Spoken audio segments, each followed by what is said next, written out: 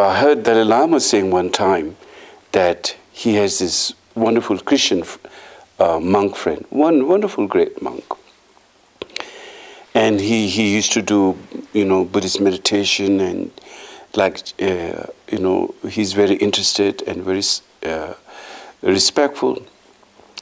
All the ethical teachings. Then one day he asked Dalai Lama, "I'd like to know more about emptiness, interdependent." Then Dalai Lama said, "Oh, now that is not your business. Emptiness is not, then you will have problem with that. Let's just leave it on the ethical part, but let's not go forward on the emptiness part." Because then he would have problem with his belief of the notion of creator. So it doesn't mean that Dalai Lama doesn't want him to understand or try to hear other tradition. I think Dalai Lama is trying to, he's trying to promote religious harmony, which is one of his major issue, and really a very important issue.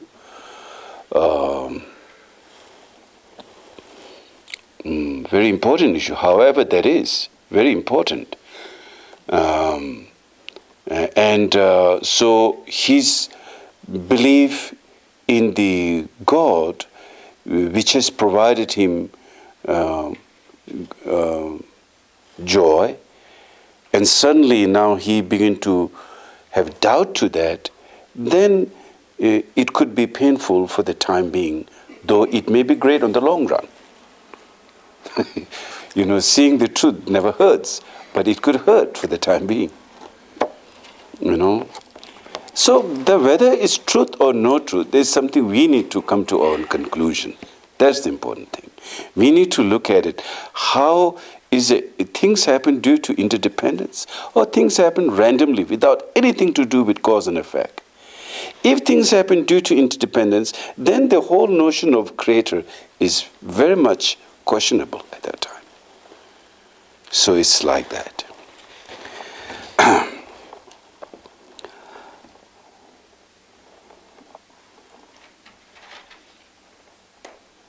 Even in Buddhist tradition,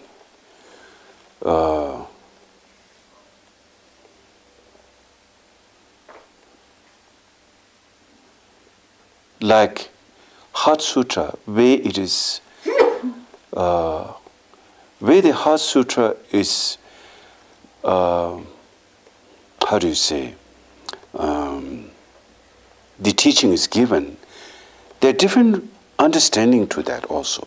Not in a major way, but I don't blame them. For instance, the Heart Sutra is the second turning of the wheel of Dharma, which emphasizes emptiness, and people go through, they just don't say it's mere empty, because they look at the nature of phenomena is interdependent, and interdependent nature is empty, is devoid of any inherent existence. Therefore, it's called dependent. The very word dependent origination means things cannot manifest by itself independently. Therefore, it's called dependent origination in the first place. If things happen independently, there is no need for this dependent origination. This house is a dependent origination.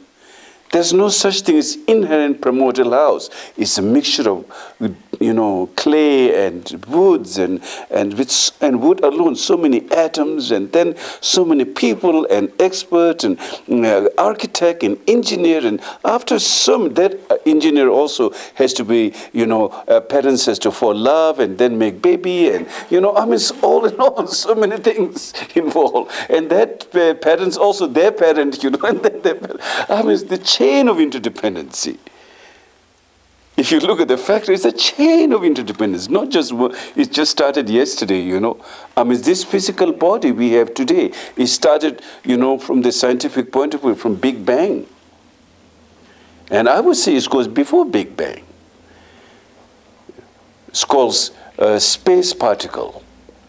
The space particle at some point, the very same particle which expanded and some went into genetically wise to human, as well as some went to like the mountains and the trees, so forth.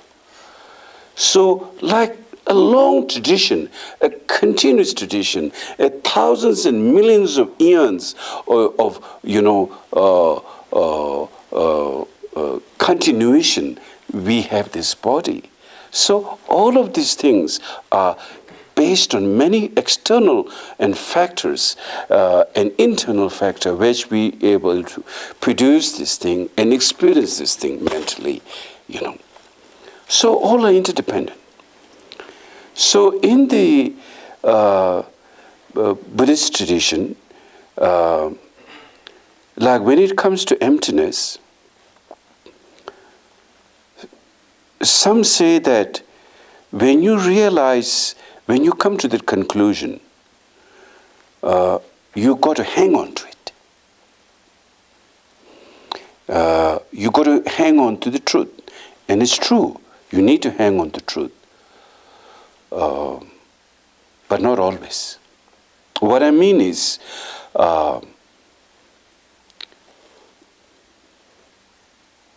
some people are afraid. Some say like this word, fear of enlightenment. It's not fear of enlightenment. Enlightenment cannot have a fear. If there is a fear, it's not enlightenment. But before you actually reach that level, there's a fear of losing one's ground, which is actually the ego's fear. So, to some, first they transform themselves, what we talked this morning, from a bad me to good me. And then from good me, they went further and saw empty part. And they hang on to empty part. So, empty, empty, empty. Sit, like no thoughts, like Zen meditation. Genuine Zens are great. But a lot of Zen practitioners, sometimes they sit around the wall and stare there like get into absorption state, like nothing. That danger happens to every practitioner on the path. It's like it's another trip. We have so many trips, that's one of the trips.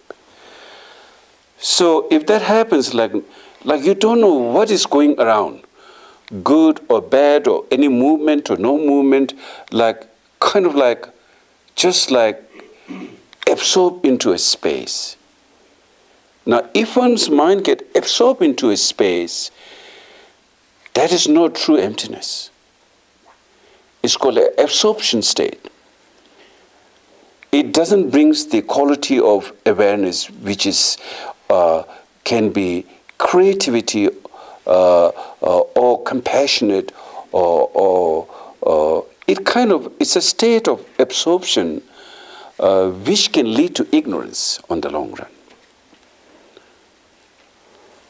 Meditation has to be done with a vivid awareness, not tight, it will come to you. When you sit, you will go through that. You will go through lots of this experience, and it will sort out itself in some way. It will sort out itself. But the point, what I'm trying to say earlier, like there's a big debate in the Nyingma and Kagyu tradition and Gelug tradition. It's not that Gelug tradition doesn't have great masters. They have great teachers, great master. But Gelug tradition is a tradition mainly focused in academic. While in Nyingma and Kagyu there is academic, but mostly towards practice itself. So when you spend a great deal of time trying to understand very deeper essence, just the academic all the time, though we need academic, without study, without reflection, you're not going to get to a place how you can begin with. You've got to make a journey on that.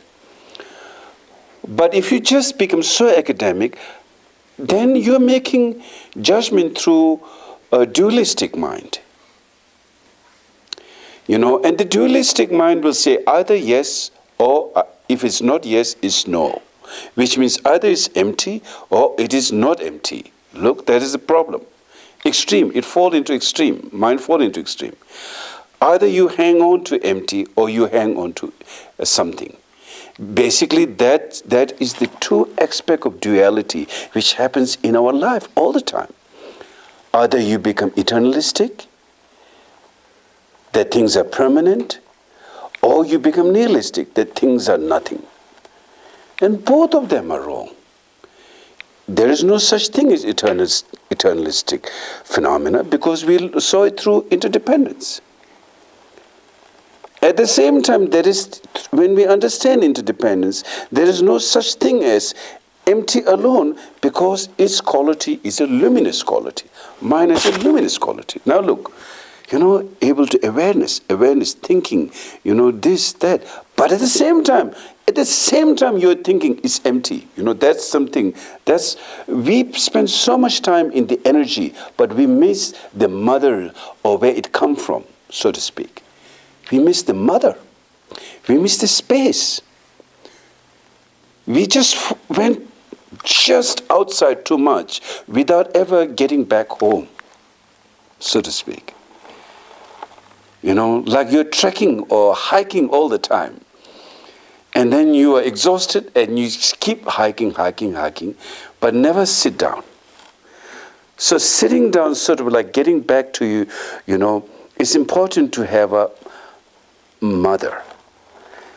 Even in movie they show a mother spaceship.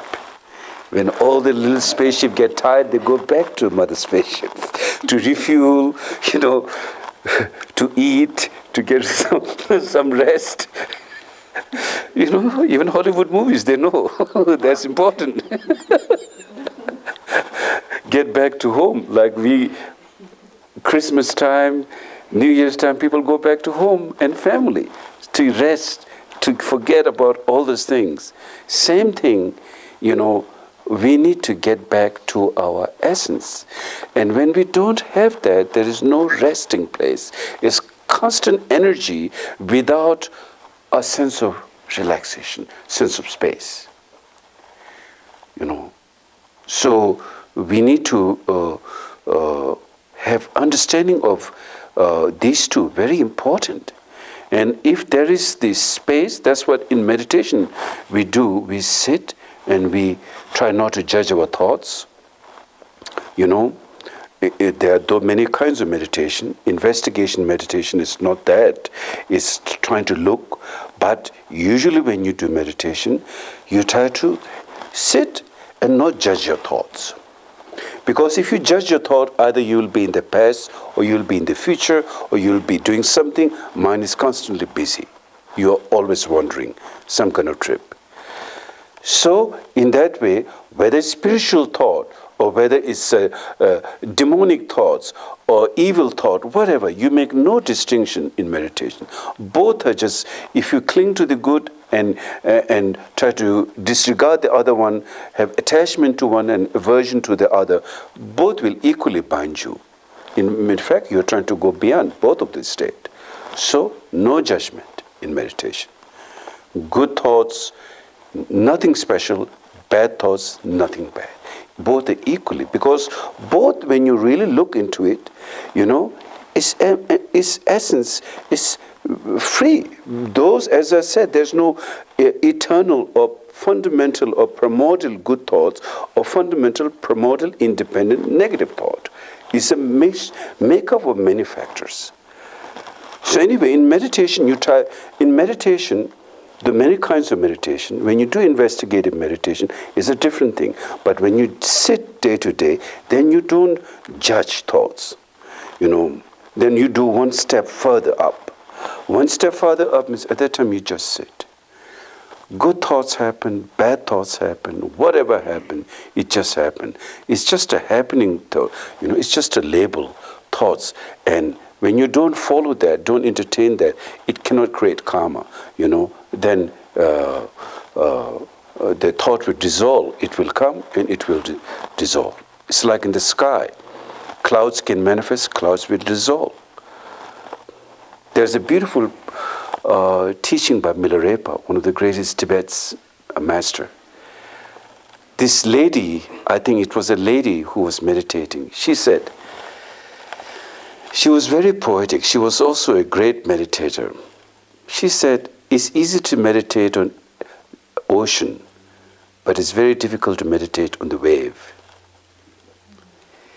She said, it's easy to meditate on the mountain, but hard to meditate on the plants and trees which grows on. And she said, it's easy to meditate on the space, but hard to meditate on the cloud. So, which you understand what it meant? You know, it's easy to meditate on the space, but cloud, she represents all thoughts, informations, emotion, everything arising. So then Milarepa answered,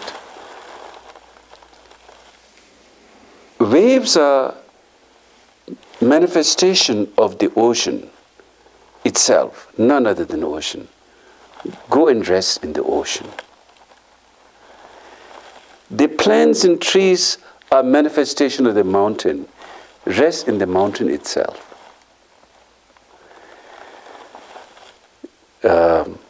The clouds are manifestation of the sky. Rest and be in the sky itself. That's how Milarepa answered, how to meditate, how to be in it. Of course, all these thoughts happening in our mind, you know, they are none other than our expression of our mind. But it feels like for us, we have been so much used to these thoughts and emotion clinging from life after life after life after life after, that it's so solid and feels so real. So we need to like dissect in a very harsh way, you know, get us the sharpest surgery tool and cut it. And maybe that doesn't work. Bring, you know, like some kind of grill, you know, and that is also tough. It's become so hard. Our thoughts, you know, our emotion, it's so tough. But in fact, you know, awareness itself is empty. And empty has aspect of arising, you know. And so therefore, there's nothing wrong in appearance. Now mixing a little bit of, you know, higher tantric teaching, higher Vajrayana teaching with the Sutra teaching, you know, but they're all the same meaning. But I'm just showing a little bit, you know, because it speaks directly to the mind also. When Tilopa and his student Naropa told his student Naropa, "O son, you will not be caught by appearance, but you will be caught by clinging to the appearance." Appearance has nothing to do. There's nothing wrong in phenomena. It's your own perception which will, you know, pollute that. Corruption or pollute, whatever. You know, your own perception will filter that through corruptive views, through thing. That's how you will be caught. But it is not, the appearance can do nothing. You will not be caught by appearance, but you will be caught by clinging to it. So if you're a great meditator, whether you meditate in the middle of Manhattan or you go to the mountain, has no difference. But it is a difference to someone who is not used to it. You know, their minds get back to distraction again and again, that we need to go to a quiet place. And like, you know, we can do meditation in our house or in our places or some quiet place. And then the environment helps you to, you know, discover your awareness. You know, it's peaceful and supportive environment that is needed. You know, like people go to monastery or sacred place like that. So, however, the thought contains, important to know, every thought contains the wisdom. Now, you know, there's a saying, if thought contains, there's a Kagyu saying, meditative teaching, in meditation teaching. I'm trying to share this because, in our life, we're all busy. These days is a unleisurely time, sorry to say. Nobody's time. Teachers are busy, students are busy. People don't have time to eat and drink also. Hurry up in the morning, get coffee quickly, get some breakfast, rush. Mothers are busy with their babies. Everyone is busy. So we have to, when we get a gathering like this, which is so fortunate that able to share Dharma, then, I try to share some of my experience with you, Not just living on the Sutra path, but also try to bring a little bit of Vajrayana into this.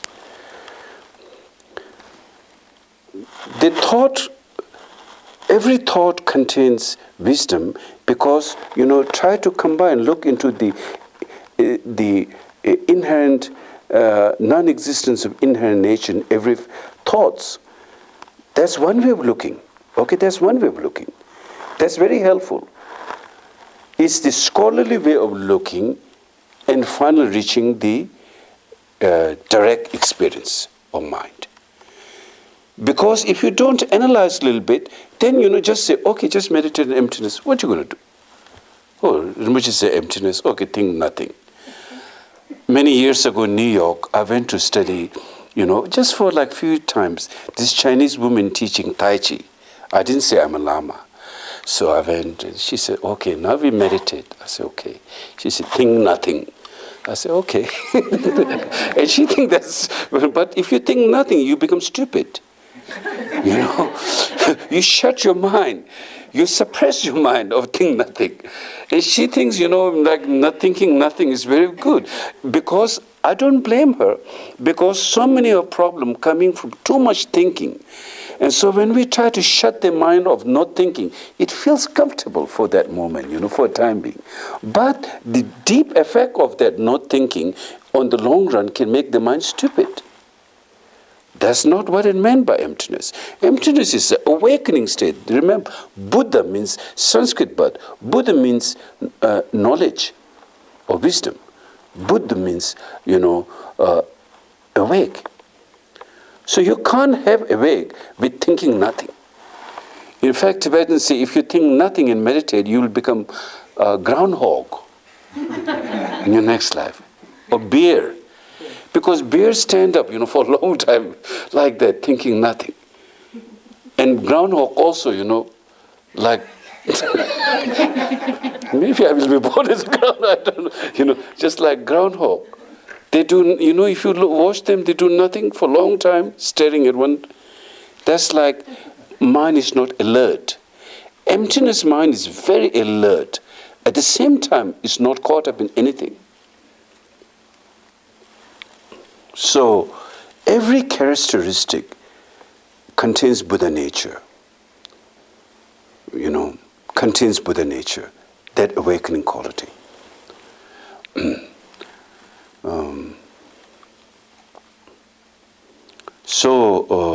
Tilopa said, you will not be caught by appearance, but you will be caught by how you cling to that. Those are meditation teaching, direct from teacher to student, pit instruction. Now in the scholastic way, one analyze, one look at, which is very, very important, because if you don't come to a conclusion of clarity, you don't know what is the next step, how to move further. So therefore it's extremely important for us to look whether ego exists or not, and how, and the nature of the phenomena, the nature of skandha. These are very, very important to know. And then once you know, the next step will come, easily.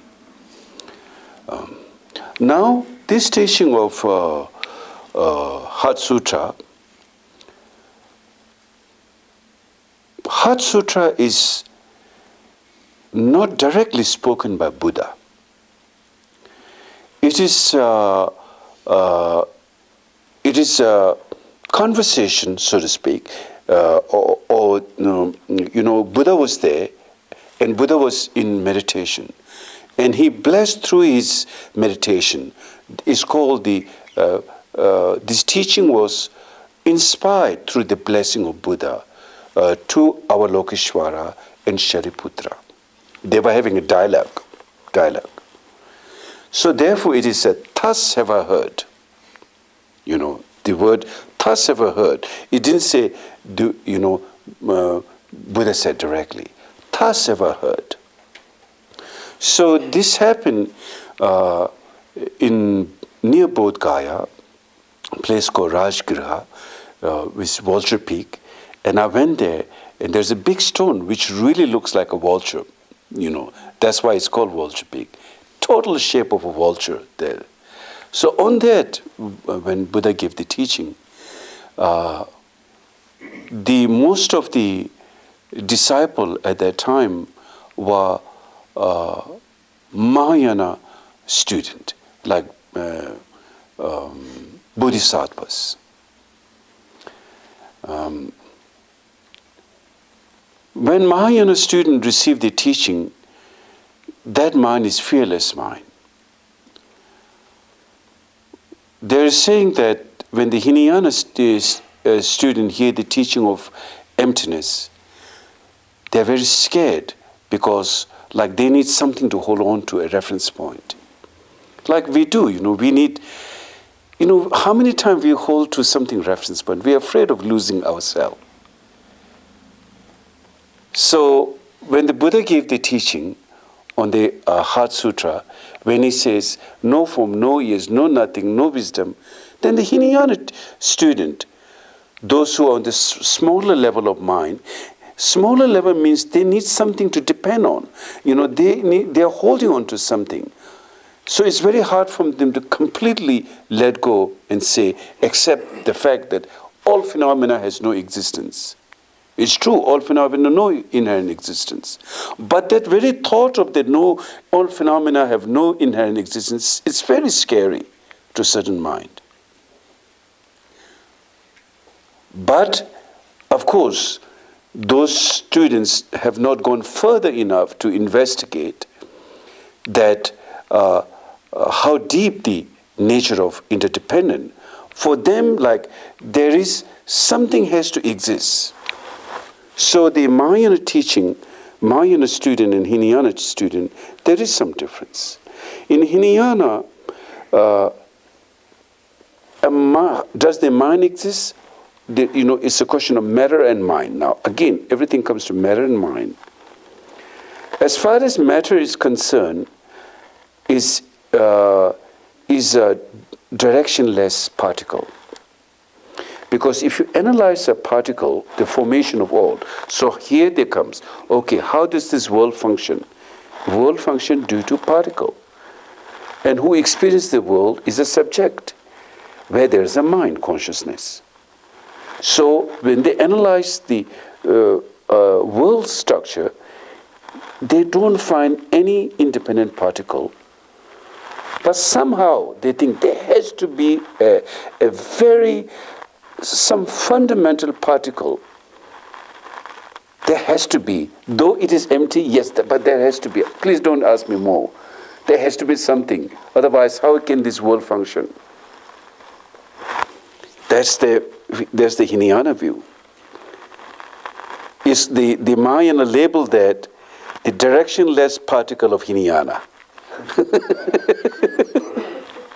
Because if you analyze, you can't find a direction in a particle. Okay, you break that. If there is an atom, there has to be 10 directions. The center, the east, west, south, north, and up and down. And different directions altogether, let's say 10 directions. There has to be, if there's a particle, has to be a 10 direction. But if you break that into, after some time you can't find a direction. That's today even scientists came to that realization that, if we look further, we can't find. So they're saying God particle today.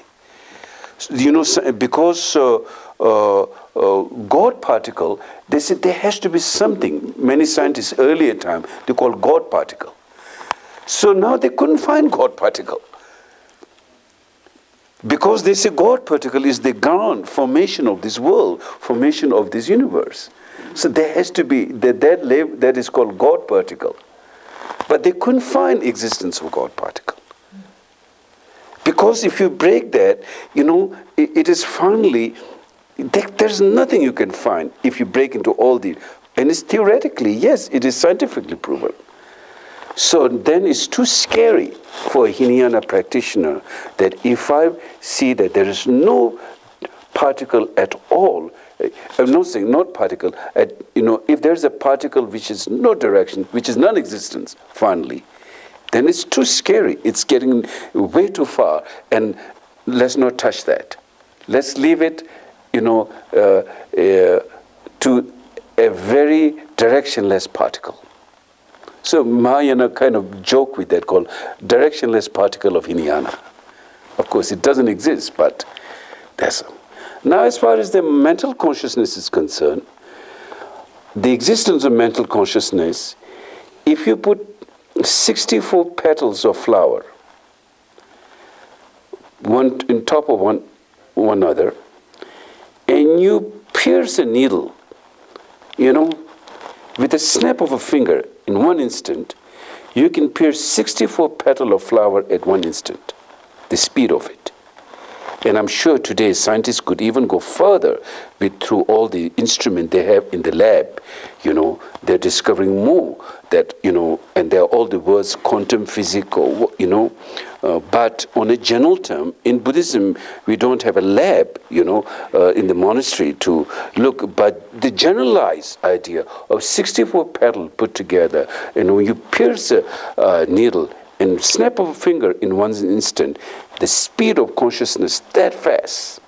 So again, it's like you can't hold on to, but there is something that, again, similar to the directionless particle, there's a consciousness which is a instant without direction. Instant without direction is called. So speed, the speed of that consciousness finally. So these are the two bases of physical structure, so to speak, and mental structure, so to speak. I have to say so to speak because can't really find, but so to speak. So now that's the Hinayana view. Now in Mahayana view, there are many different schools of Mahayana thoughts. There is mind-only school, Madhyamika school, the middle view school. In middle view school, there is Prasangika school, Swatantrika school, different school. Some believe the truth of relative existence. Some believe even relative it doesn't exist. Some believe relative it exists but not in absolute. So there are different schools. However, now in the Mahayana mind-only school, they say all this phenomena is simply your mind experience, they say.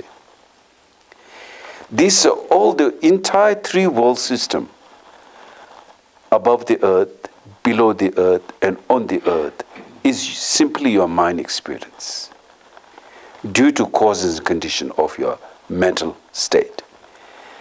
They are none other than mind. Now, that again, then, it has pros and cons in their views.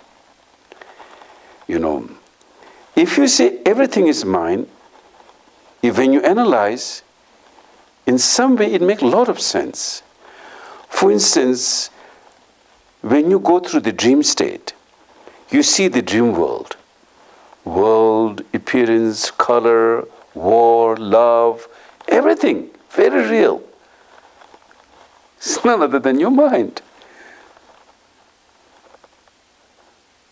It's none other than your mind. There's nothing really there except your own mind. But your mind is seeing things very vividly and very realistically at that time, just like the daytime. In fact, who is there to say at that time, at that moment in your dream, oh, I'm dreaming, not real, versus the daytime is real. Equally the same love, equally the same fear in your dream. Equally the same investment attachment. Equally you need a door to get out of dream house. You just can't walk straight. Your mind is confined into those, bonded into those state. When you look through the dream window, you're seeing sky and everything. But if you look at the wall of dream house, you're not seeing those things.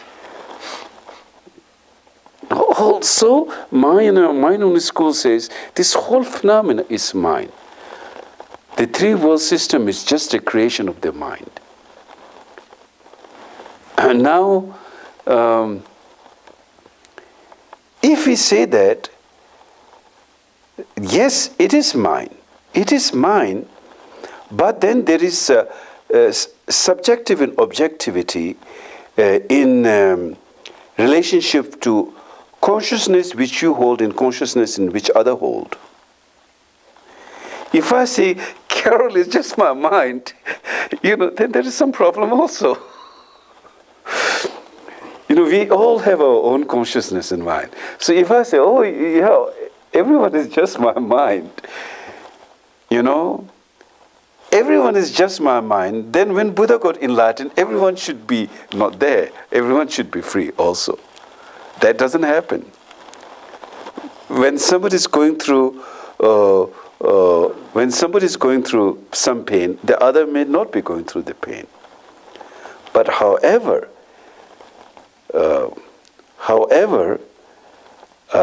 that doesn't mean that things are not, there is some real thing existing there, that which is not part of the mind. It is part of our mind, but same time our minds experience those things, and beside our mind there is nothing to, there is no one to, there is no world to be judged, there is no world to be, as much as like a dream state. So this is like kind of very subtle, it goes very subtle in that level. Because if you say others are just your mind, that's not realistic. But at the same time, if you say things are other than mind, that is also not realistic. I'm experiencing this world because of my mind. Without my mind, who is there to experience? But that doesn't mean that, without you,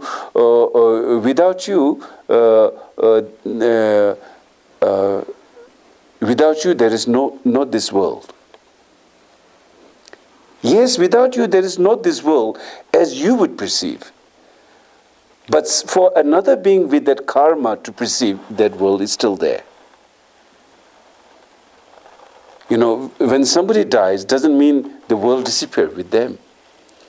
Then somebody else inherits their family possession, and you pass down to family things, inherit and this and that. That doesn't mean that when you die, your house also get dissolved, your car get dissolved, everything with you get dissolved. It doesn't mean that. But at the same time, it doesn't mean that beside mind there is something independent reality also no. So it's kind of like, definite.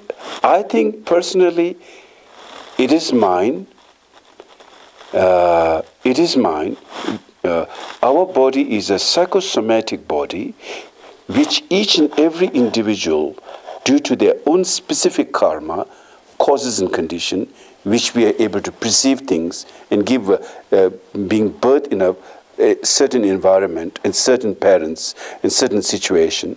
But at the same time, that thing happened in the first place due to one's own consciousness, one's causes and condition. Without one's causes and condition, we will not be taking birth to a particular parents or particular family or particular country or particular situation. We are in a particular situation due to our own fundamental causes and condition. And then, as I said, interdependent is a factor of many things. Parents also have a relationship with their child. Child also have a relationship with parents. You don't get a child where you have no connection at all. There's connection in many different factors which you are able to bring a child, or which you are able to be with a family, or which you are able to be in a country, or identity, whatever, is due to many causes and condition factors coming together. It's just not one-way street. It's multiple street. So many factors. Then things appear. But at the same time, its essence is, of course, empty. No inherent, independent thing. It's due to many causes. If there is independent cause, we don't have to choose parents. We'll just be without parents. We'll manifest, and we don't have to choose country. We don't have to have anything to do with, social programs or social security or social being part of a country, a citizen, the benefits and everything. The fact that we are not independent, we have to work with all of those, clearly proves how interdependent we are inside and outside. Okay, so now in the